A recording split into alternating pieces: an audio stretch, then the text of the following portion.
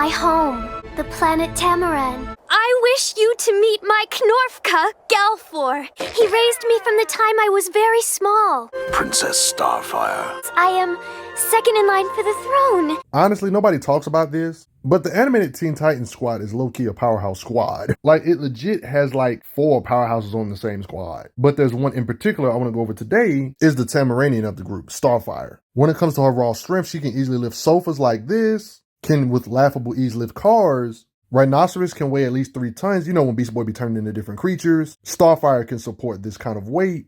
She's strong enough to literally lift buses over her head and throw them this far. This proves, if we assume this bus is anything like normal buses we know in real life, she can lift 10 tons. It's really hard to tell the weight of what this boulder could be. It's what we could assume is probably a bare minimum, at least a couple tons or 3 tons or something. And she can throw it this far. She was apparently able to stop a meteor, but it's kind of hard to tell how big it was. She can literally stop a spaceship from taking off with her muscle. This metal beam she can bend. She's one of those characters where if there isn't a door, she can just make their door by ripping out the pavement. Have you ever wondered how strong she is compared to the other powerhouses of the squad, like Cyborg or even Raven, when it comes to the weight they can lift up? You see these cups that she's easily lifting up. Notice how Cyborg and Raven are having some issues lifting up these things, even though we've literally seen Raven move freaking buildings. I mean, we've seen Cyborg lift thousands of tons, like a 4-story building, and even hit beams with this crap.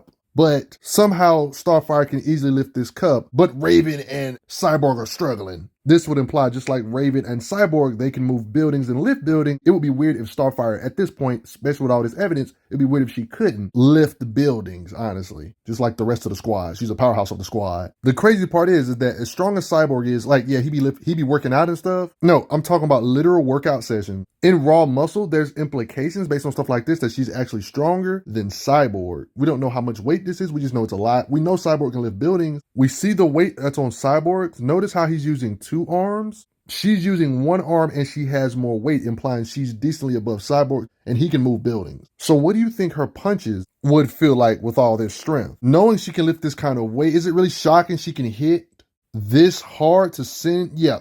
Make shockwaves. The weight of her punches crumble the front of a limo. This is a kind of a gag, but she literally shook multiple buildings in the background. The weight of her hits literally shook the block. People and cars flew in the air. So her strength matches up with the weight of her hits. She's literally making localized earthquakes around the whole block. She can easily destroy buildings with her hits. Honestly, not just her hits, but her blast as well. Yes, she has blast power. She can shoot from far away. She can blast and blow up a boulder. Yeah, by the way, she can shoot these blasts through her eyes, blasting beams through all this rock. Bye-bye planes.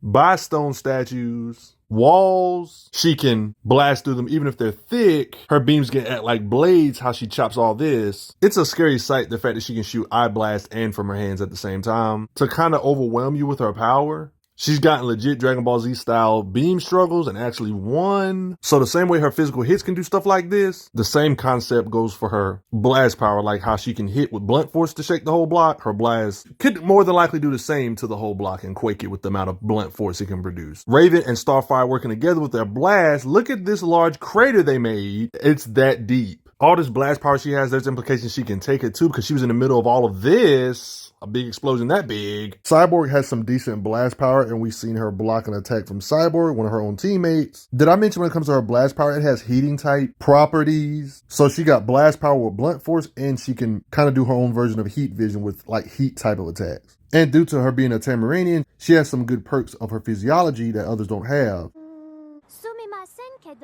The people of my planet are able to learn any language instantaneously through lip contact. So you speak Japanese now? I mean, Tamaranians have their own language. You gotta love the Tamaranians' table manners. Radiation cannot harm me. Never have I been so thankful to have 9 stomachs. Notice how everybody has jackets on and she does it because she's not affected by the cold. Okay, like I'm not necessarily saying Starfire is as strong as White Raven because, you know, White Raven was able to, you know, basically remake the world or whatever. But if we're not counting this form and just count her normal state in the Teen Titans series, we could debate on whether or not which one of these you think has more blast power. Like, sure, this could have been for comedy on how easily she can lift this, but Raven was struggling to lift this crap up. You remember when Titan's tower was sinking? You know, the building that's on a little small island like this big chunk of mass? We see Raven and Terra working together, use their blast power to push this junk back upwards. If we assume Starfire is somewhere in the ballpark of Raven in this base self, her base state, You could argue if she was in this predicament, she might be able to help lift Titan's Tower up, the Titan's Tower and the island it's on. It just really depends on how you want to look at it when it comes to lifting up big massive structures like this. It's kind of hard to measure this big old chunk of island that this Titan Tower was on, though. I mean, she can really ramp up her power if she really just wants to be destructive. Oh yeah, she can fly real quick. There's stuff like this that implies she can go the speed of sound, literally had to outrace an explosion, and she did so successfully. Fighting beings that have similar speed and strength to her, dodge these attacks. I'll let you do the math on how fast you think this is, her traveling that far away from Earth. Did I mention she can survive in space with no problems? You definitely don't have to be a mathematician to understand that this is ridiculous speed. We literally see her fly past planets. Literally flew to her home world, which is outside of our solar system, flies from planet to planet. There's like literally a montage of her flying to different planets, another planet, and another planet, another planet. She wandered alone into the deepest, darkest part of the galaxy. I mean, it's pretty obvious that these two Starfires are two different continuities. Obviously, if this show is anything like the comics and the Tamaranian planet is 25 light years away in the Vega star system, you literally see her fly dang near to her home world in an extremely short amount of time. Would this be 25 light years?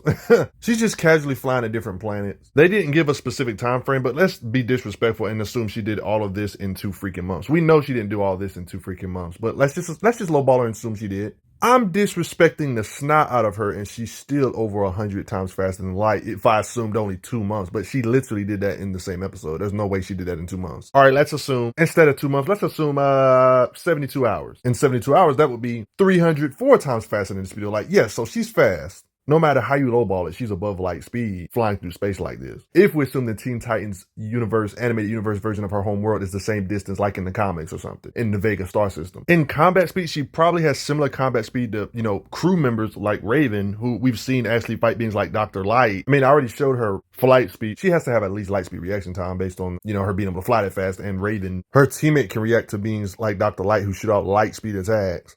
And it's clear as day Starfire has combat speed. But what do you guys think? Hit that like button for me real quick. And thanks for the donations, everybody. I'm glad you are enjoying your time on the channel. Make sure you check out the playlist on the channel to see other How Strong videos. If you like what this channel is offering, make sure you hit that subscribe button, and I will see you guys later.